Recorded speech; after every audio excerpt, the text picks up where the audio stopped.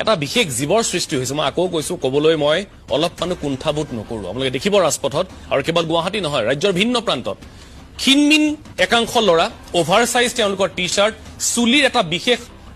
ৰং আৰু কাট এই জীৱবিধৰ উৎপাতত